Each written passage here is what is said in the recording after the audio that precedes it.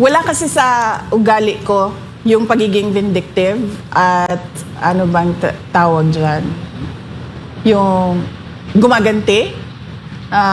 Kung makikita nyo sa governance ko, noong ako ay mayor ng Davao City, tumanggap din, nung kampanya, tumanggap din ako ng sobrang katakot-takot na banat mula sa naging katunggali ko at the time bilang mayor candidate.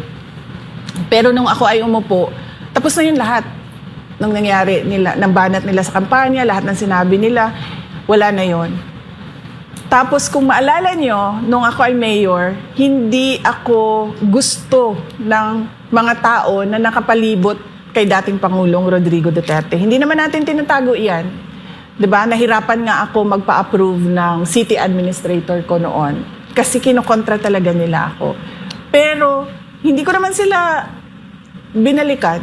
Ang dami nilang pahirap na ginawa sa akin. Pero pinabayaan ko lang na para bang, sige, yan yung gusto nyong gawin, gawin nyo lang. So, wala sa history ko sa history ng trabaho ko ang gumaganti. Kung nakita nyo sa Office of the Vice President, pag upo ko dyan, karamihan dyan ay mga appointees ni Vice President Leni Robredo. Pero hindi ko sila pinaalis.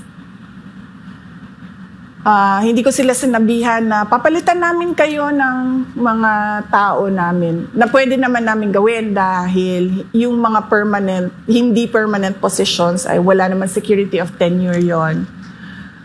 So sinabi ko, pabayaan niyo sila. Kung gusto nilang tumuloy, welcome sila na magtrabaho sa Office of the Vice President. Kung ayaw na nila, dahil ayaw nila ako, then welcome din silang mag-resign. So wala kaming pinaalis dyan.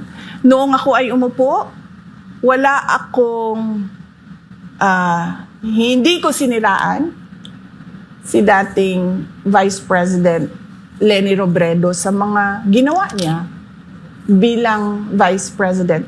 In fact, gusto nga sana namin yung mga legacy ng mga nakaraan ng mga Vice President ay malaman ng mga tao kung ano yung mga accomplishments nila at mga ginawa nila. Wala sa ugali ko yon sa pagtatrabaho. Pero ito lang ang sasabihin ko. Hindi pwede na walang managot. Yung nire-recruit ko na Vice President, siya ang magpapanagot sa mga gumawa ng mali sa bayan. Para ako, nakatutok ako sa trabaho ng presidente. Mukhang naging bala ko doon Mukhang may clue tayo May clue ka? Oo, mukhang alam ko na. Oo, pero